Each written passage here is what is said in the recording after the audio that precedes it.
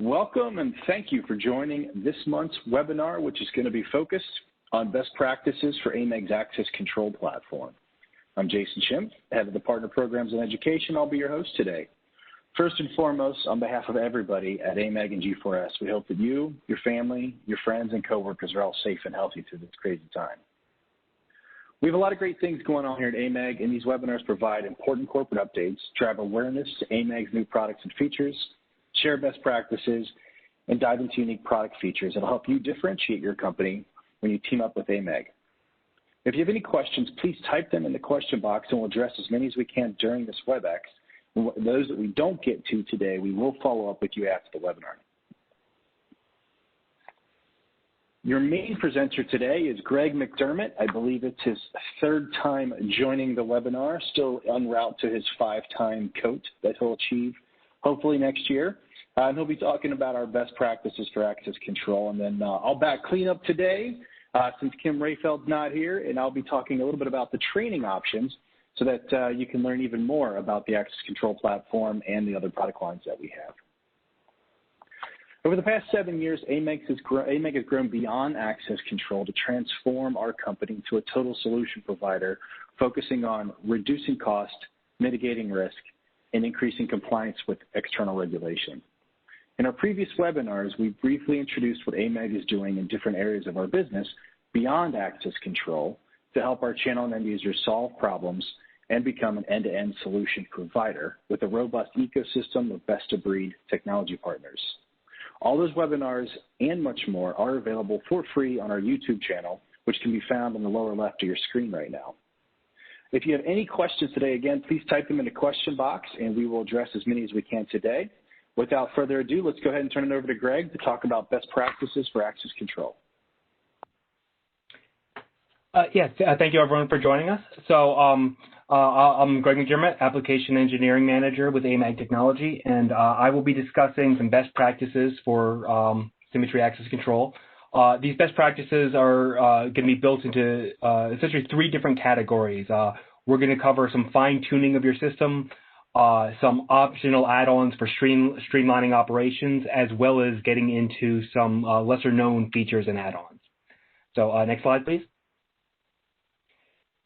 So one of the things to first discuss is the system preferences screen. So what this screen is used for is it provides dozens of different customizations and personal preferences for how the system is going to operate. So every system operates a little bit differently. So this this screen allows you to sort of customize a lot of the settings and make different specific settings. So this screen can be found under the maintenance ribbon.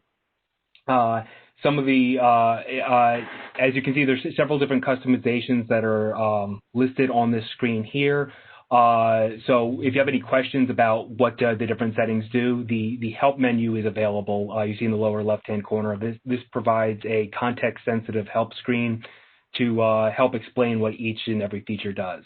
So we'll go into a few different settings here. We're not going to go into all of them in detail. But one that's worth looking at is the highlight unacknowledged alarms on reset option. So the default configuration for Symmetry is when a new alarm comes in, it shows up as a red block, like you see on the top there with that hard disk warning. So that will show as a red block until you go to acknowledge it, in which case after you've acknowledged it, it will either turn green or blue depending on whether or not the alarm has reset. Meaning, for example, a door forced alarm that is no longer open will show up as green, but if the door is open, it will show up as blue. What the highlight unacknowledged alarms on reset option does is it allows you to see the status of the alarm, whether or not it has reset or not prior to acknowledgement. So with this setting configured, you will essentially, if the event has reset, meaning a door that is closed or an IP camera that is offline, rather than showing the full red block, it'll show the half block. So as you see in this in the screenshot up at the top, those IP camera offlines have reset. They are now back online, and we can tell this without needing to acknowledge it first. The other setting that we want to look at here is the auto clear alarm on reset. So what this option does is it allows us to automatically reset an alarm if we have already acknowledged it. So the use case is, let's say an alarm has come in and we went to acknowledge it, and it will tell us when we went to if we try to clear it rather than acknowledge it. It will essentially tell us whether or not the device is still in an alarm, but it won't let you clear the alarm if it has not reset. If you have this setting on, then we can have it set so that once the alarm clears, meaning the forced door closes, it will now automatically clear, so we don't need to go back to the alarm and reattempt to clear it. Next slide, please. Looking at some of the card settings that are available under these system preferences, we have several different options that we can use to customize your settings. So, for example, the card expiry option allows us to automatically expire cards if they don't get used after a certain number of days. So we can set it so that if a card is not used for 30 days, automatically expire the card. We have a few different options there in terms of what the cards apply to, so it doesn't necessarily need to apply to every card on the system. But again, that's a very useful feature. Also, by default, the symmetry is set so that each card is an individual card holder. So one card per card holder. If a card holder needs multiple cards, then we define that as if it was a separate card holder. In systems that do allow multiple cards per card holder, we have the option for multiple cards. You have to enable it, and that will give you the ability to add multiple cards to a single card holder. So I can be a card holder and have 3, 4, 5 different cards. I don't need to recreate myself as a card holder. I just simply add them to the existing card record. Another option worth looking at is the advanced rights additive option. So what advanced rights are in Symmetry is the ability to have temporary rights. So I can schedule that I will have access to a particular door just for the week of, the first week in December, for example. And we can pre-schedule that. It'll automatically assign the rights and then remove them after it's done. What the advanced rights additive option does is it allows us to add the rights to the existing rights. So the default behavior is it will replace the rights, meaning I would need to copy my current rights in order to grant me those temporary rights. So if I want to have access, all the access I have today, as well as have that additional access, I would need to copy my existing rights. With this option, it will simply add the right to my existing record. Next slide, please. In addition to the system preferences, we also have a client preferences option. So this is also found under the maintenance screen. The difference is the client preferences options apply just to that workstation where we enable them. So I can have one workstation have one set of attributes and another workstation have another set of attributes. So some worthwhile settings to look at. One is the default alarm sound. So I point this out because a lot of times when integrators install the new software, when we install the client, they just use the default setting. Symmetry was designed under the assumption that alarms are going to be monitored. So if you just simply install the client as is and don't make any changes, when an alarm comes in, it'll start making an alarm sound as long as that alarm is received by the client. A lot of systems, even if they want to see alarms, aren't necessarily a guard operator looking at the alarms and don't need that sound to be enabled. So it can be very useful to come onto this screen and set the default sound to none if I'm not an alarm monitoring workstation but still need to see the alarms. Then we can set them to none so that I'm not being bothered with the alarm sound as they come in. Another setting to look at is the enable multiple alarm selection. So the default option is each alarm needs to be individually addressed. So I open up one alarm, acknowledge it, add my comments and clear, open up another one separately. But if I'm a user who is allowed to select multiple alarms, we can by workstation choose which workstation that is allowed to happen. So a use case here is maybe under a supervisor's workstation, they can enable the multiple alarm selection and then clear multiple alarms all at once. While on a separate workstation where our normal GSOC operators are working, they need to address them one at a time, but maybe a supervisor can do a mass clear at once. And another useful setting is the show seconds for transactions.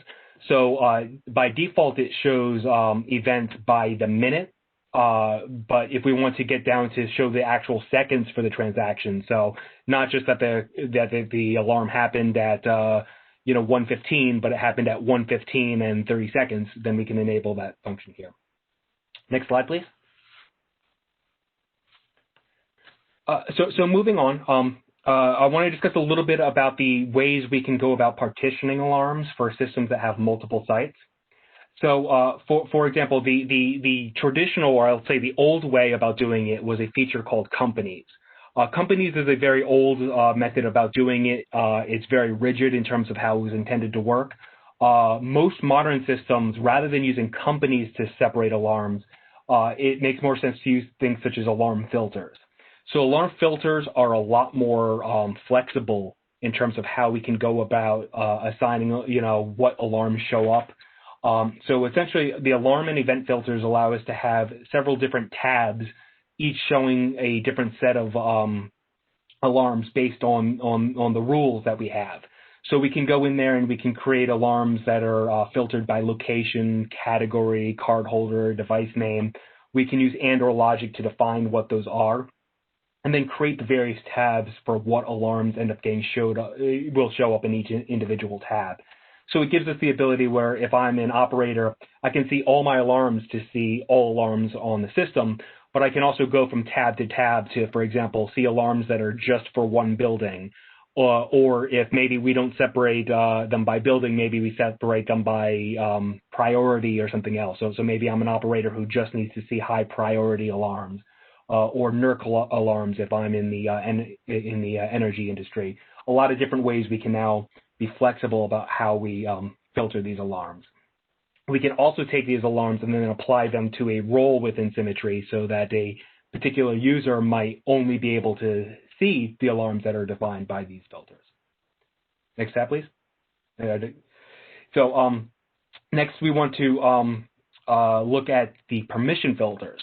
So permission filters are similar to alarm filters, but we assign them to a role. So we can assign permission filters to things such as readers or reader groups, devices, access codes. So by doing this, we can go into the individual database item and choose which users are allowed to see this field.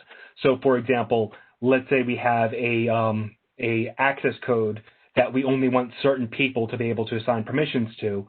Well, we can go to the permissions field by selecting the button within the access code definition and then choose which roles are allowed to see it. So again, it's a lot more flexible than the companies, which is a hard partition, because now we can go individually to each item and choose who can and cannot see these items. Next slide, please. And the last thing I wanted to talk about when it comes to fine-tuning the system and customizing it is the alarm definition screen. So there's a lot of default settings for how alarms are. So the alarm comes in with red text. The alarm, it's either decided if it's going to be an alarm or an event or being ignored by default. What this screen does is it allows us to go into the individual alarm and then customize it. So we can do customization, so we can change the priority, change the color, change whether it's reported as an alarm or event. We can add customized instructions on how to deal with the alarm when the alarm comes in, as well as configure email routing to see who receives the alarm as an email. So a lot of different customizations that we can do. This screen is very often overlooked when setting up the system, but it becomes a very useful tool for us to be able to focus on certain alarms over other alarms by choosing which ones are important to us. Next slide, please. So now we're getting into some of the Streamline operations that we can do with Symmetry. So most of these are add-on features that we can use to enhance the system and enhance the operation. So a very useful tool is what we call our workflow designer. The workflow designer allows us to customize the process for the alarm handling process. So I mentioned how we have alarm instructions before, so we can show, you know, do this, do this, do this, you know, give a list of, you know, a certain amount of instructions of what we need to do. But if we have a complex procedure or one that involves opening up screens within the software or becomes more detailed, what we can do is we can add on this alarm workflow designer that isn't just giving instructions to the operator, but is rather walking them through the instructions. So it will, for example, open up an instruction that tells them to perform a certain action. Perhaps maybe it's review associated video. The next step might automatically bring up the virtual matrix to show the live video, or automatically bring up playback video. The next step may ask them a question.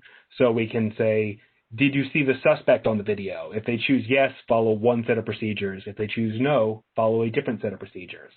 So this is a very useful tool, very easy to build these workflows. So it doesn't take any complex pro services or anything like that to build this, and allows the ability to, again, walk your operators through the alarm. So now we're not just telling them what to do. We are ensuring that they follow that procedure and simplifying the process. Next slide, please. Now, one of the less common features or less known features that we have is the advanced reporting option. So this is a free add-on that we have that allows you to build detailed reports customized exactly as you see fit. So within Symmetry, we have already several canned reports that are built in, but very often you may have a use case where you need a very specific report that's not one of the canned reports. What the advanced reporting tool provides is a data dictionary that allows you to build virtually any report that you see fit. So you don't need to know our database schema to build the report. So it's not like just like Crystal reports or SQL reports where you need to know our database. We are providing basically a dictionary that allows you to build the report on your own. We also offer the ability for us to build the report for you. So you can request through application engineering for us to build the report. We don't charge for that feature, but we will pass it through to our dev team who can build the report and then provide it for you at no cost. So again, virtually any report we can build for you using this add-on tool. It's available on our partner portal for download. Next slide, please. Another less commonly known feature is Control Desk.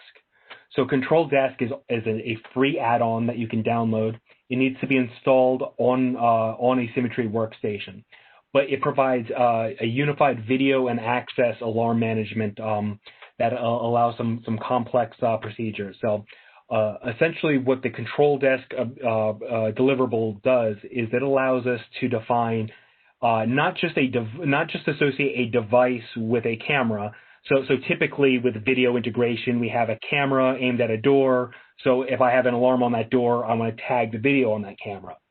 But Control Desk takes it a step further. It understands that just because you had an alarm on a particular reader or a particular input, that event isn't necessarily going to stay right on that camera. So let's say, for example, I have an incident in my lobby. When that incident happens, I'm not just worried about the device that caused that alarm. I'm worried about all the other devices in that lobby. So if, for example, I have a panic button get pressed in a lobby, the guard views the video. They don't just want to have access to the camera that's aimed at that panic button. What about the readers that are nearby? What about the intercoms that are nearby? What about other cameras that are also in that lobby?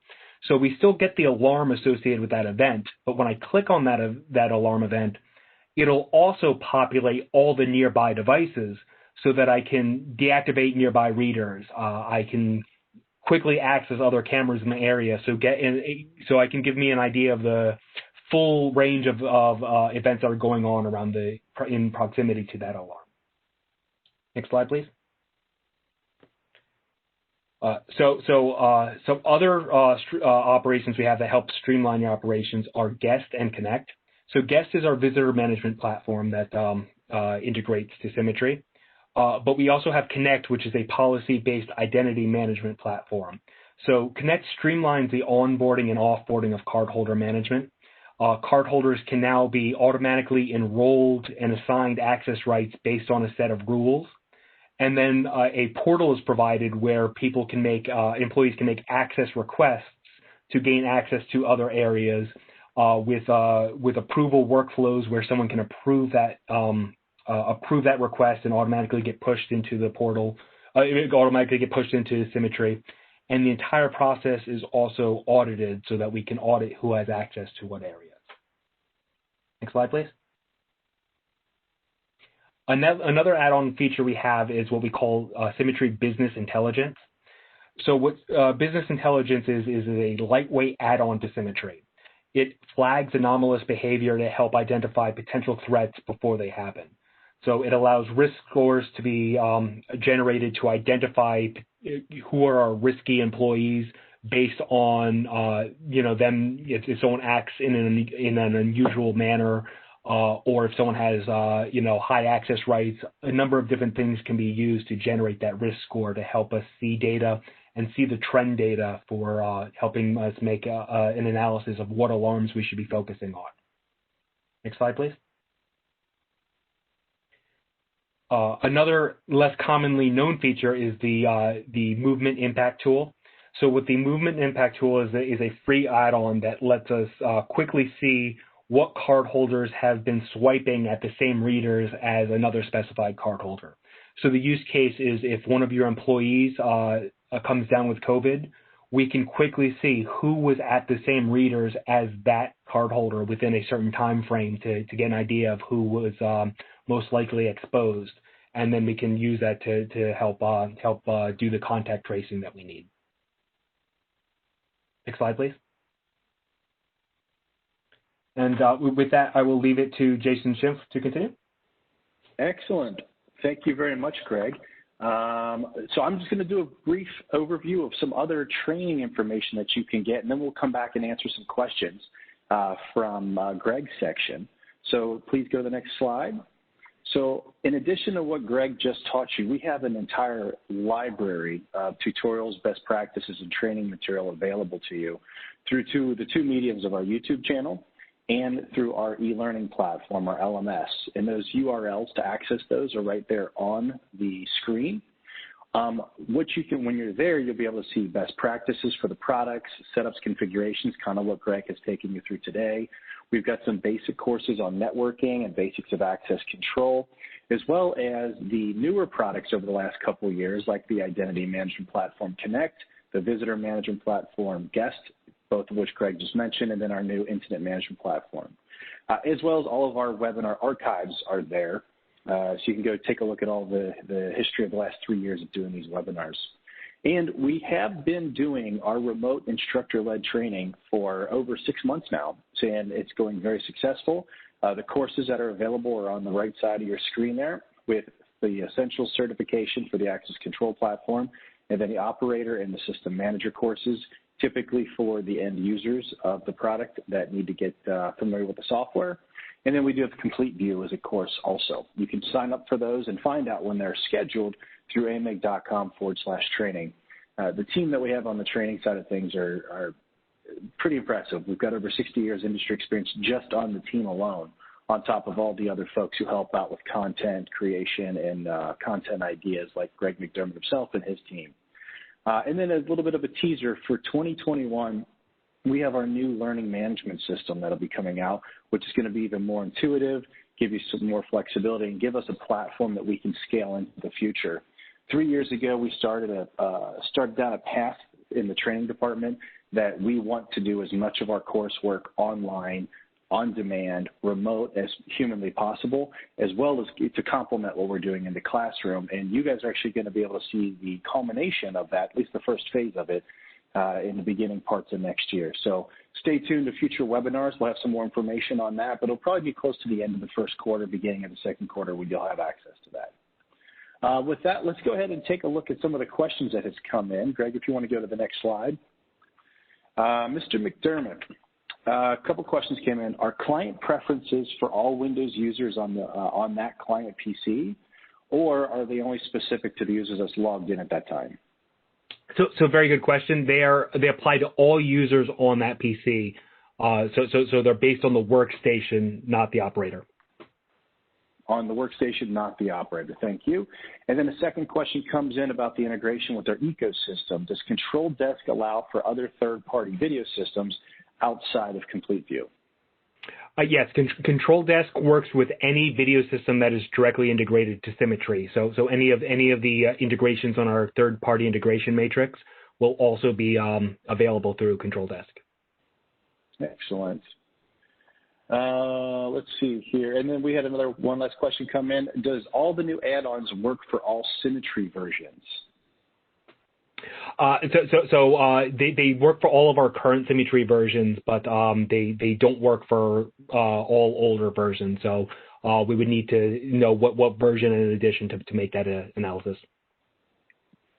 So you'll need to know the feature that's needed, and then you'd be able to say what version of software would go along with that? Correct. Excellent. The Workflow Designer, is that free or is that a paid add-on? That is a paid add-on. Paid add. Perfect. All right, we'll give another 2 seconds here to see if any other questions come in. 1, 2. Okay. Nope. Okay, well, thanks everybody for joining. I really appreciate it. This year's been kind of a goofy year with people doing webinars and Zoom meetings and such nonstop. So it really means a lot to us if you spend a half hour with us once a month.